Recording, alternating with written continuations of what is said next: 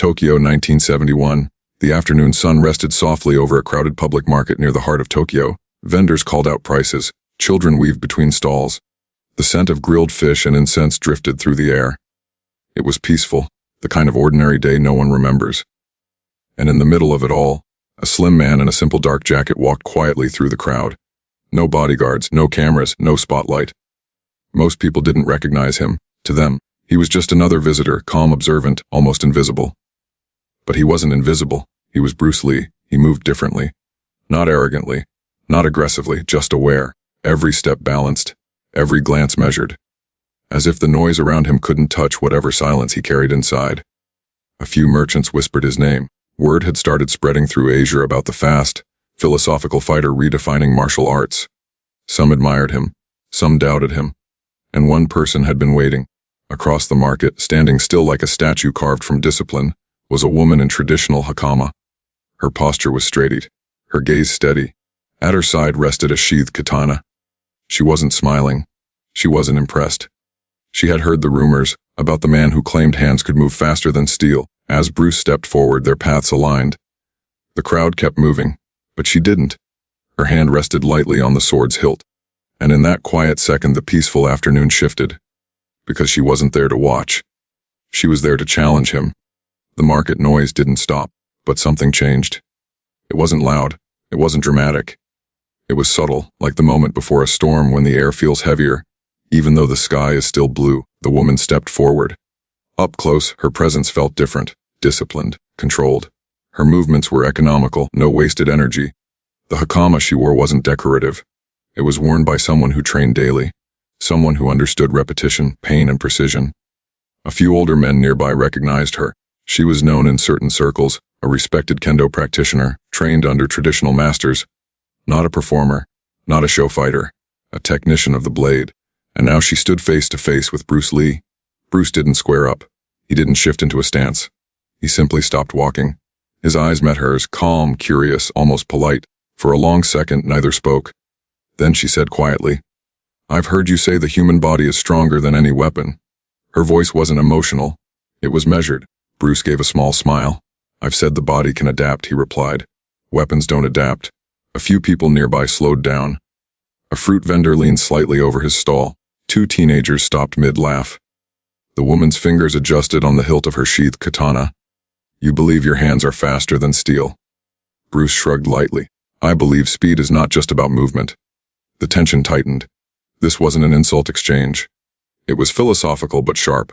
She took one deliberate step closer, closing distance with authority. "You speak confidently for a visitor." There it was. Not anger, challenge. Bruce tilted his head slightly. "Confidence isn't loud," he said calmly. "It's controlled." A small circle began forming, not aggressively, just naturally. People sensed confrontation the way animals sense a shift in wind. The rhythm of the market dulled around them. The woman slowly unsheathed the sword. Not fully, just enough for the blade to catch the sunlight. The metallic sound was soft, but it carried.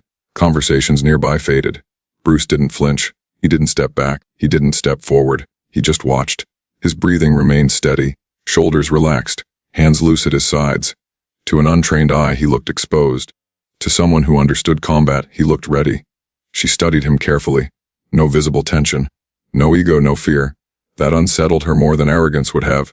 "You don't seem concerned," she said. Bruce answered without hesitation. "Concern wastes energy." A man in the crowd whispered, "Is that really him?" Another responded quietly, "I think it is." The woman's grip tightened slightly. "I have trained with the sword since childhood," she said. "Steel does not hesitate." Bruce nodded respectfully. "Steel also cannot think."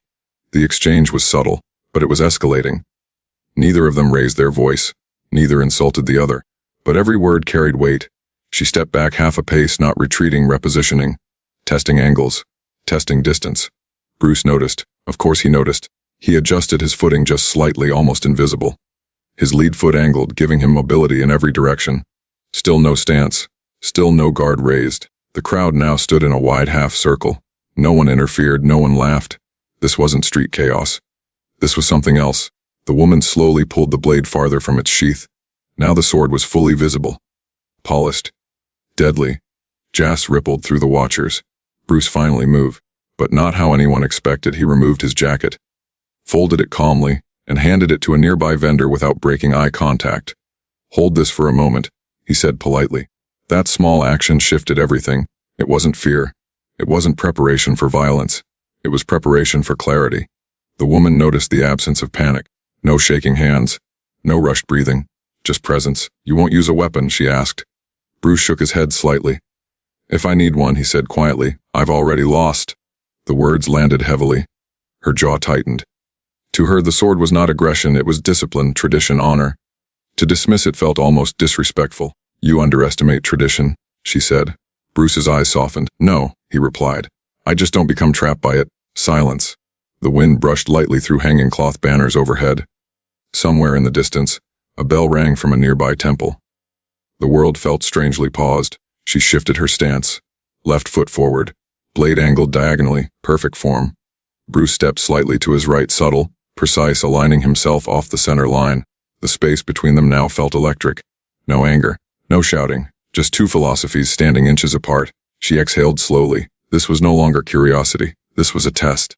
And in that suspended moment, surrounded by strangers, sunlight reflecting off steel, one truth became undeniable. This was no ordinary encounter, and when she tightened her grip, everyone knew. The next movement would decide everything. The air changed, not louder, not chaotic, heavier. The blade caught the sunlight again as the woman adjusted her grip. Her elbows tightened slightly, shoulders aligned, breathing controlled. This wasn't anger driving her. It was precision. Across from her, Bruce Lee stood relaxed, almost unsettlingly so. His hands weren't raised in defense. His fists weren't clenched. His expression wasn't aggressive. He looked curious. The crowd widened the circle instinctively. No one wanted to be close enough to regret it. An elderly shopkeeper muttered under his breath, "This shouldn't happen here." But no one stepped in. Because something about the moment felt bigger than a public dispute. It felt like two systems colliding. The woman's eyes narrowed slightly. "You talk about freedom," she said, blade angled forward. "But discipline is what creates mastery." Bruce nodded slowly. "Discipline creates structure," he replied. "But structure can become a cage." A few in the crowd exchanged looks. They didn't understand every word, but they understood tension. She took a slow step forward. Not an attack, a pressure step. Testing distance. Bruce didn't retreat. Instead, he shifted half a step diagonally, subtly changing the line between them. To most watching, it looked insignificant. To a trained eye, it was everything. She noticed. Her lips tightened almost imperceptibly. "You move before I move," she said. Bruce's answer was quiet. "I move when you decide to move." The blade tilted slightly upward, a faint metallic hum as it sliced gently through the air. Not striking, just measuring. Gasps fluttered through the circle. A young man whispered, "She's serious." Another responded, "He doesn't look worried." That was the unsettling part. Bruce's breathing never changed. He wasn't rigid, he wasn't coiled. He looked fluid, like he could shift in any direction without warning. The woman circled left. Bruce mirrored, but not directly. He cut angles, always off-center, always just outside a clean line of attack. To the untrained observer, it looked like slow pacing. To fighters, it was chess at high speed. Her voice dropped lower. "Steel does not hesitate."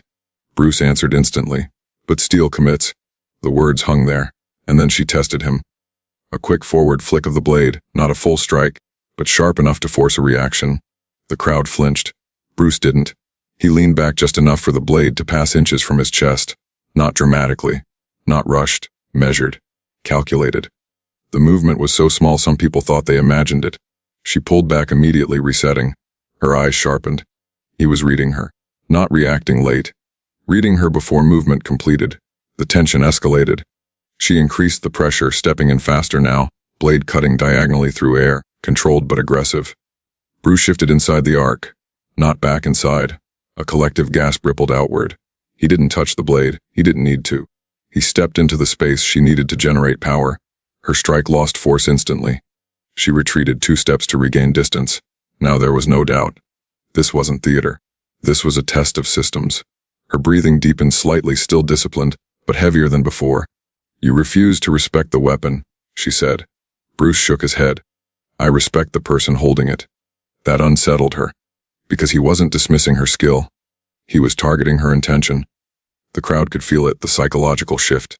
This wasn't about proving strength anymore. It was about proving philosophy. She rotated her wrist blade, gleaming again. This time, Her stance changed subtly, lower, more explosive. She was done testing. Bruce saw it instantly. His posture adjusted, still relaxed, but now aligned. His weight centered, his focus sharpened. Even those who didn't understand combat felt it. The temperature of the moment spiked. Some stepped farther back. A mother pulled her child behind her. Silence spread outward like a wave. She moved, fast. A direct thrust, precise, committed, deadly accurate. The kind of strike drilled thousands of times. The crowd screamed. But Bruce stepped off the center line before the blade fully extended. His right hand brushed the flat of the sword, not grabbing, just redirecting. His left foot slid inside her stance. The thrust passed him by inches, and suddenly, he was closer than she expected. Too close for a full blade recovery. Her eyes widened, just slightly. He didn't strike. He didn't counterattack. He simply occupied the space she needed. She disengaged quickly, spinning back to regain range. The blade reset, but something had shifted. The crowd saw it. Not dominance, not victory, awareness. She now understood something critical. He wasn't fighting the sword. He was dismantling distance. Her jaw tightened, and in that realization tension reached its peak. Because she knew, if she committed fully now, there would be no halfway. And as she drew a sharp breath and raised the blade higher, everyone watching understood. The next exchange would change everything. The market was silent, not quiet, silent. The woman lifted the blade higher, both hands firm on the hilt now. Her stance lowered, weight coiled into her hips. This was no longer probing, no more testing angles. This was commitment. Across from her, Bruce Lee stood still, centered, balanced, breathing slow. His eyes weren't locked on the blade. They were locked on her shoulders, her intent. That was what mattered. A faint breeze shifted through the hanging banners above them. Somewhere in the distance, a wooden wind chime knocked softly, the last peaceful sound before impact. She exhaled sharply and attacked, a full diagonal cut, explosive, precise, the kind drilled into muscle memory thousands of times. The blade sliced downward with speed that made several in the crowd cry out in fear. It was fast. It was clean. It would have split hesitation in half. But Bruce didn't move backward. He stepped forward. Inside the arc, the crowd gasped. At the exact moment the blade descended, his lead foot shifted off the center line. His torso rotated just enough for the steel to pass beside him instead of through him. And then, contact, not with the edge, with the flat. His forearm brushed and redirected the blade's trajectory, guiding it just inches away from his shoulder. His other hand controlled her wrist, not forcefully, but precisely. Her eyes widened. He was too close. The sword, deadly at range, suddenly became awkward. Her power collapsed. Bruce didn't strike her face. He didn't punch. Instead, his foot hooked subtly behind hers. A small shift of weight, a disruption. Her balance faltered for half a second, and in combat, half a second is everything. The blade dipped. The market held its breath. With a sharp twist of his wrist and a controlled push at her elbow, the katana was no longer aligned with him. It was pointed toward the ground, and then, clang, the sword slipped from her grip and struck the stone pavement. The metallic echo rang across the entire market. No one moved, no one spoke. Bruce stepped back immediately. He didn't press forward. He didn't follow up. He didn't humiliate her. He simply reset his stance. Calm, balanced, watching, the woman stared at the sword on the ground. Her breathing was heavier now. Not panicked, but shocked. She had committed fully, and he had dismantled the attack without striking her once. Slowly she looked up at him. There was no smirk on his face, no arrogance, just awareness. The crowd's energy shifted from fear to disbelief. A man whispered, "He didn't even hit her." Another murmured, "He controlled everything." Bruce spoke softly, but clearly enough for her to hear. "A weapon extends the body," he said, "but if the body loses balance, the weapon loses purpose." The words were not mocking, they were instructional. She absorbed them. Her pride burned, but not from humiliation, from revelation. She had trained her entire life to perfect form, discipline, precision. And yet this man had stepped inside all of it. Not stronger, not louder, just freely. She stepped toward the fallen sword. The crowd tensed again, unsure if this was a second round. But Bruce did not change posture. He allowed it. She picked up the katana carefully. This time she did not raise it. Instead, she sheathed it slowly. The metallic slide of steel returning to wood sounded different now. Not threatening. Reflective, she stepped forward. Closer than before. Close enough to strike with her hand if she chose. But she didn't. Deeply. The crowd exhaled all at once. Bruce returned the bow without hesitation. Equal depth, equal respect. No winner declared. No loser exposed. But everyone watching understood something irreversible had just happened. This was not about defeating a swordswoman. It was about transcending the need to dominate. The market slowly began to breathe again. Whispers spread rapidly. Was that really Bruce Lee? Yes. He moved like water. And as the tension dissolved into stunned admiration, one truth settled over the stone pavement where the sword had fallen. Steel had met fluidity. Tradition had met evolution. And in that collision, everything changed. For several long seconds, no one moved. The market, once alive with noise, now felt like a temple after prayer. The woman remained bowed for a moment longer than expected. When she rose, her expression had changed. Not defeated, focused. Across from her, Bruce Lee stood exactly as he had before the clash, relaxed, centered, present. There was no adrenaline in his posture, no victory in his eyes, only awareness.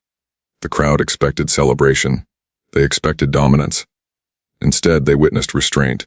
The woman adjusted the sword at her side and studied him carefully. "You stepped inside the blade," she said quietly. "Most people retreat." Bruce nodded once. "Retreating gives the weapon space," he replied. "Space gives it power." A few in the crowd leaned closer, straining to hear. "You were willing to risk everything," she continued. Bruce's voice remained calm. "Not risk. Timing." That word lingered. Timing. She replayed the exchange in her mind, the angle of her cut, the commitment in her hips, the precision of her strike, and how he had entered the space she believed was untouchable. "You didn't counterattack," she observed. Bruce tilted his head slightly. "If I strike after control," he said, then control was incomplete. That unsettled her more than the disarm itself, because he wasn't proving superiority. He was demonstrating choice. The difference between ability and intention. The wind moved lightly through the market again, as if the world had resumed breathing. Some of the onlookers began whispering more openly now. "That's really him. The one from Hong Kong. He moves differently." Bruce stepped toward the vendor who still held his folded jacket. He took it back calmly and draped it over his arm. No urgency. No performance. The woman watched every movement. "You fight without attachment," she said. Bruce met her gaze. "I train without attachment." There was a difference. She understood it. Her entire life had been structured, hours of repetition, strict form adherence to lineage, discipline carved into identity.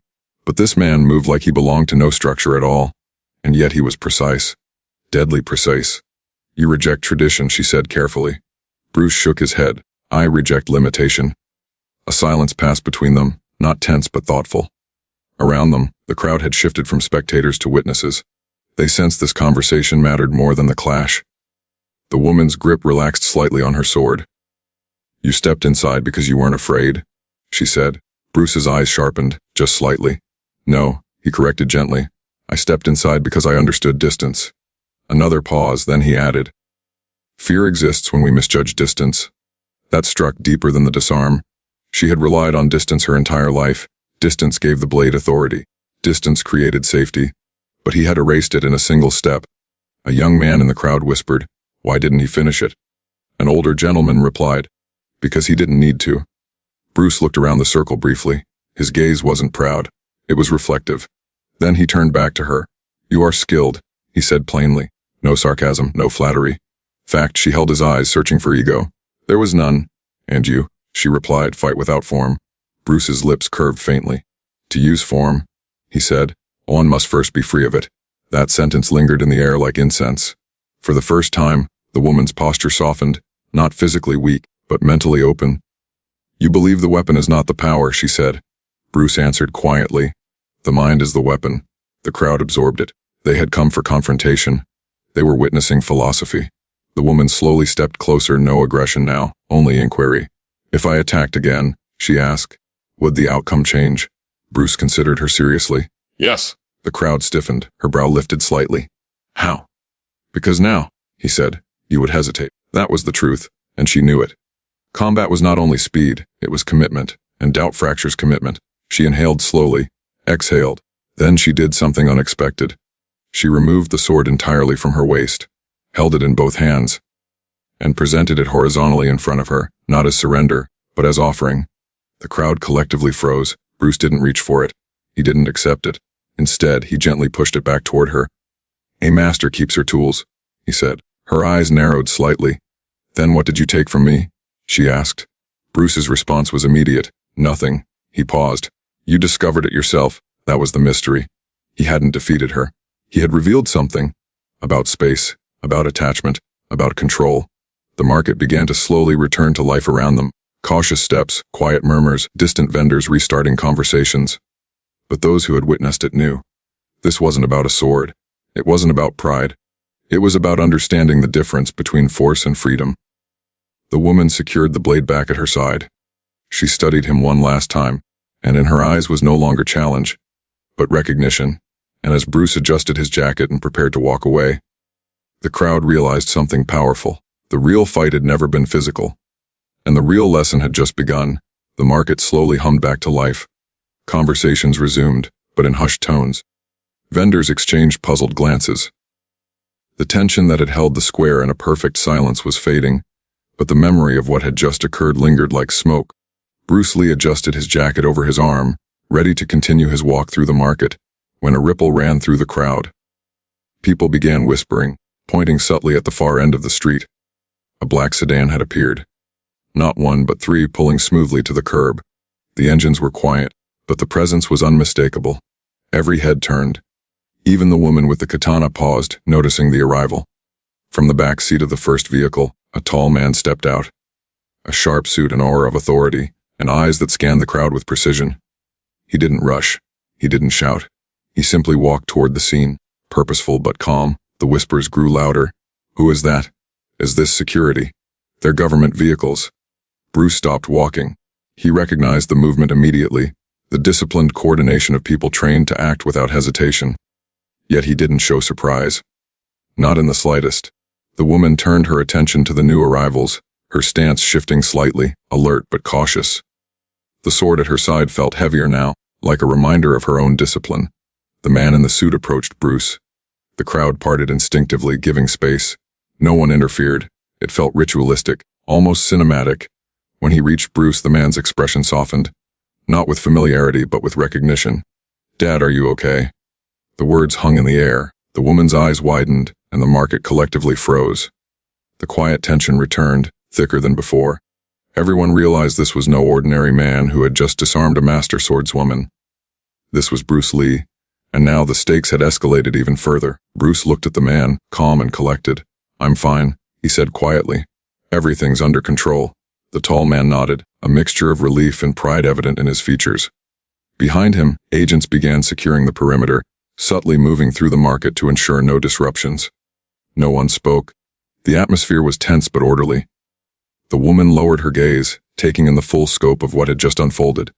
She had challenged a man, tested his skill, and discovered something far beyond the reach of her sword. The lesson wasn't physical. It was a revelation. "Who are these people?" whispered someone in the crowd. "They're federal agents," another replied, voice trembling slightly. "Looks like Bruce isn't just a martial artist." The woman tightened her grip on her sword, reflecting.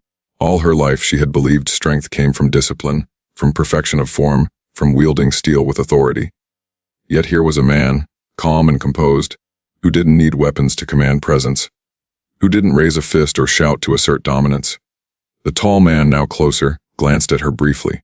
"She knows," Bruce said quietly, almost as if reading his own thought aloud. "She knows what it means to face control without chaos." The woman exhaled slowly, letting tension drain from her shoulders. She lowered the blade completely this time, resting both hands lightly against it. Respect, understanding, acknowledgement. They had all shifted in the span of a few minutes. Bruce turned back to the crowd, voice low but deliberate. "Power isn't in what you hold. It's in what you control." Some people whispered, some nodded, some couldn't even speak. They had witnessed more than skill. They had witnessed mastery of self, the rare kind that doesn't rely on intimidation, force, or spectacle. From the back of the crowd, a child stepped forward, curiosity shining through fear. Bruce crouched slightly, smiling gently without losing composure. "Strength," he said softly, "isn't just fighting. It's knowing when not to fight." The woman watched silently, her eyes betraying a complex mixture of emotions. Pride, frustration, enlightenment. She had trained for decades to perfect speed, precision, and control. And in those few moments, she had realized there were depths to mastery that went beyond technique. Meanwhile, the agents continued to manage the perimeter, ensuring the market stayed calm. Vendors returned to their stalls, though everyone moved slower now, as if still holding their breath. Phones and cameras weren't in the picture. This was 1971, but the impact was the same. Witnesses would carry the story forward. Bruce's son, or the figure who had appeared so unexpectedly, approached him now, not threatening, not demanding, but with a presence that acknowledged legacy. "Dad," he repeated softly, "you're safe." Bruce nodded, smiling faintly. "I was never in danger," he replied. "It's all about balance." The woman finally took a step back. She bowed once more to Bruce, not as a defeated opponent, but as someone who had glimpsed mastery beyond her own understanding. The crowd followed suit instinctively. Though their bows were hesitant, human gestures of awe, the black SUVs remained parked, agents watching silently, a reminder that the ordinary world often exists alongside the extraordinary. But Bruce didn't linger. With his jacket back over his arm, he began walking through the market again, calm and composed. The woman sheathed her sword fully, the metallic slide echoing lightly. She glanced once more at Bruce before moving toward her own path. In that moment, everyone understood. This was more than a confrontation. It was a lesson, a revelation that respect, control, and mastery exist beyond weapons, titles, or fear. And as Bruce disappeared slowly into the crowd, leaving whispers and awe in his wake, the truth became undeniable. The fight was never about victory. It was about showing that true power lies in control, clarity, and understanding. Even the most disciplined blade, and the most skilled practitioner, cannot replace the mastery of the self. And for those who had watched it unfold, the market in Tokyo would never feel ordinary again. The market slowly returned to its normal rhythm. Vendors called out their prices. Children laughed as they weaved between stalls. The wind rustled banners overhead. Yet for those who had witnessed what just happened, nothing would ever feel ordinary again. Bruce Lee walked calmly through the crowd, his presence quiet yet undeniable. People instinctively gave him space, not out of fear, but out of respect. Not the respect earned by status or fame, or even fear of the martial arts legend before them. No, this was a deeper respect, born from watching someone exercise absolute control without aggression. The woman with the katana had paused near the edge of the circle. She secured her sword carefully, as if returning it to its rightful place after a moment of revelation. Her expression had softened. Not defeated, not humbled, simply aware. Awareness of her own skill, and awareness of the man who had just taught her a lesson without raising a hand. She approached him slowly, bowing deeply. Bruce returned the bow with equal sincerity. It wasn't about power. It wasn't about proving dominance. It was about acknowledging mastery, the mastery of self over circumstance, intention over impulse. A few bystanders began to whisper. "He didn't even touch her." And yet, another said, "He controlled everything." That realization spread quietly like wildfire. People began to understand that strength isn't always loud. Sometimes it's subtle. Sometimes it's patient. Sometimes it's choosing not to strike even when you could. Bruce crouched slightly to a child who had watched the entire scene unfold from a safe distance. He smiled gently. "Power," he said, "is not about winning over others. It's about controlling yourself. Understanding when to act and when to wait." The woman nodded slowly. She had spent decades mastering her sword, perfecting form, refining precision. And yet, in one encounter, she had seen that the truest mastery doesn't always rely on force. It relies on clarity, awareness, and the discipline to act only when necessary. The crowd, once spectators, now felt like witnesses to a philosophy in action. They had come expecting a duel. Instead, they had seen a lesson in humanity. A lesson in respect, humility, and self-control. Bruce straightened, adjusting his jacket. He looked around at the people who had watched, then back at the woman. "Respect," he said calmly, "should never depend on who someone is or what they wield. It should be given because they are human." Those words hung in the air. The simplicity of the statement made it more powerful than any strike or counter could have been. In the eyes of the woman with the katana, in the faces of the crowd, and in the minds of every witness, it resonated deeply. The market slowly resumed its normal rhythm, but the energy had shifted. People walked taller, moved slower, and carried themselves differently. They had seen something rare, something that couldn't be taught in a dojo or measured in tournaments. It was a lesson about the balance of strength and wisdom, about the power of calm in the face of aggression, and about the subtlety of true mastery. As Bruce prepared to leave, the woman spoke one final time. "Thank you," she said quietly, "not for victory, not for defeat, but for showing her a truth she had never fully understood." He nodded once. "The path of mastery is not in overpowering others. It is in understanding yourself." And with that, He disappeared into the bustling streets of Tokyo, leaving behind whispers, awe, and a memory that would endure far longer than the echoes of metal and feet on stone. For the witnesses, for the woman, and for anyone who would hear the story later, one truth remained clear. True power is quiet, true mastery is subtle, and the deepest respect comes not from what you can take, but from what you choose to give. Drop a comment, where are you watching from? And tell me, do you believe bare hands can defeat a sword? Keep watching. You are about to find out.